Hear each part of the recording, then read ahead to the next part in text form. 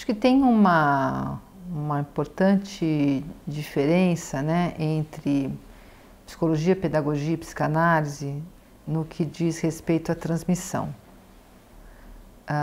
Porque existe uma expectativa da pedagogia e da psicologia que a gente tenha, de alguma forma, um certo controle sobre o que se transmite. A psicanálise não tem nenhuma esperança em relação a isso.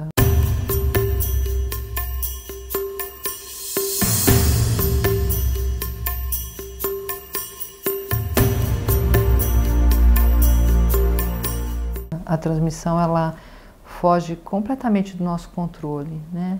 Aquilo que a gente diz, aquilo que o outro ouve, aquilo que a gente não diz e que o outro ouve,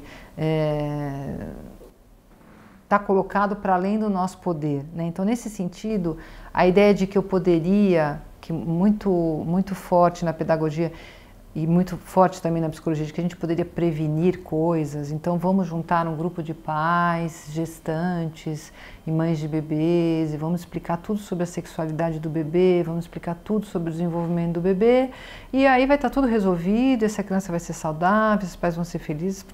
Não passa por aí, porque isso tudo que vai ser explicado está no nível consciente, né, na ponta do iceberg, e tudo que vai ser transmitido está num outro lugar, né? Então, tem uma certa marca do higienismo aí, da gente achar que tem controle sobre o que a gente transmite para transmitir só o que a gente quer. Então, vamos falar, por exemplo, sobre sexo com as crianças, vamos botar um vídeo, vamos mostrar tudo o que acontece e elas não vão ter nenhuma ansiedade com esse tema. Bom, elas podem não ter nenhuma ansiedade com o ato sexual em si, que elas veem a qualquer momento na televisão, né, nos canais de internet. Mas isso em nada resolve a questão da origem sexuada do humano, da finitude, né? Da origem do desejo, que são questões perenes para nós, para as quais a gente não tem resposta e nunca vai ter.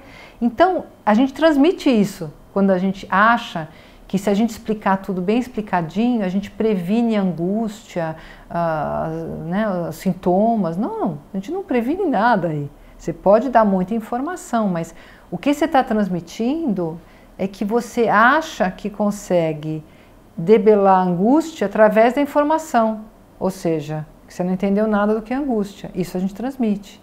Então, a psicanálise vai mostrando que a transmissão, ela não passa a partir do nosso desejo consciente, que a gente transmite muito mais do que a gente gostaria, que tem sempre um resto que vai ficando, né?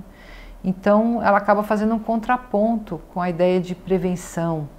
Não que a informação não seja importante, a informação é super importante, mas ela sempre vai acompanhada de um a mais que a gente não tem controle, né?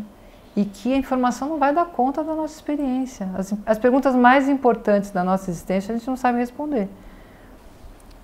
As sociedades estáveis, né, que a gente chamava de sociedades primitivas, elas são estáveis porque elas têm a pretensão de transmitir o mesmo, ou seja, que a próxima geração se paute pela anterior, que a gente transmita a tradição e que o futuro seja a tradição, né? Claro que tem perda, né? Vão se perdendo coisas, vão mudando, mas a meta é essa, é a tradição.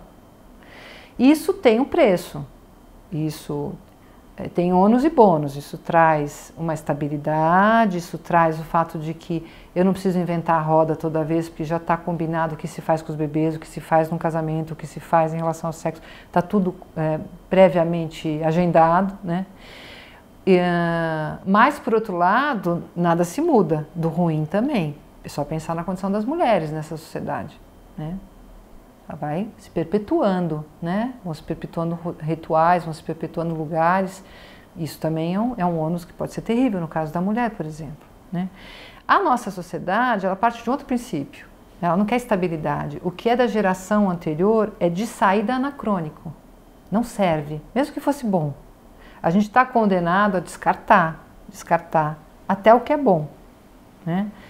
Porque a gente pensa sempre em termos do o bom é o futuro e é o novo.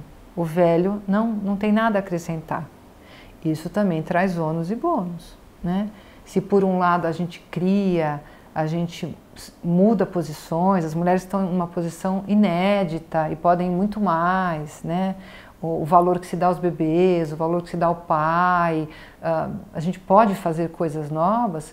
Por outro lado, a gente está condenado a essa liberdade, num certo sentido, porque ela não nos permite nem escolher, então é uma liberdade muito curiosa, que nos permite escolher o que já foi, né? Então é uma liberdade muito contraditória e que nos coloca diante de um abismo. Quer dizer, cada mulher, por exemplo, que vai ter um bebê, ela vai ter que inventar um parto do zero, como se ninguém tivesse parido ainda. Cada vez que ela vai entrar em licença maternidade, cada vez que ela vai voltar da licença, o que é um pai, tudo parece que está sendo inventado do zero. Isso traz muita angústia, né? Traz muita angústia. É um preço que a gente vive nas escolhas que a gente faz hoje. Tem uma ilusão nessa liberdade de que a gente poderia ser o que a gente quiser e fazer o que quiser. Talvez ali nas realizações do dia a dia, né? Se você vai casar ou se você não vai casar, se você vai ter filhos ou se você vai fazer uma tese, se você vai mudar de sexo, né? Isso a gente até poderia escolher, mas de alguma forma a gente não está livre dos nossos desejos inconscientes e das nossas fantasias, né? E elas são determinantes nesse caso. Então, a nossa liberdade também está restrita a isso. É uma ilusão de liberdade total, né? A gente está ali dentro do quadro da nossa fantasia, a gente só enxerga o mundo naquele espectro, né? Bem pequenininho, por sinal, né? Que a análise vai tentando falar, bom, já que você enxerga por esse espectro, pelo menos descubra qual. Saiba de que andar do prédio que você está vendo, né? Para não achar que a realidade é só isso, né? Pelo menos a realidade psíquica mas, né, a gente poderia talvez dar uma olhadinha de lado, assim. Reconhecer, né, esse enquadre. Então, essa liberdade, ela também está tolhida por isso, é uma falsa liberdade.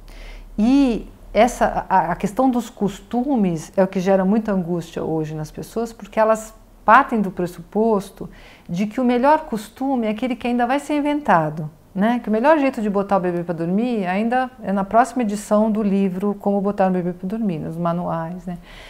E muito pouco em contato com a disposição de cada um daqueles sujeitos de fazer aquilo, deixar de fazer, o que está em jogo ali para ele, né? Sempre buscando um novo que vai virando uma espécie de oásis no deserto que nunca chega, né? Então, o que eu vejo que os pais ficam procurando é a forma perfeita de educar que estará no próximo manual.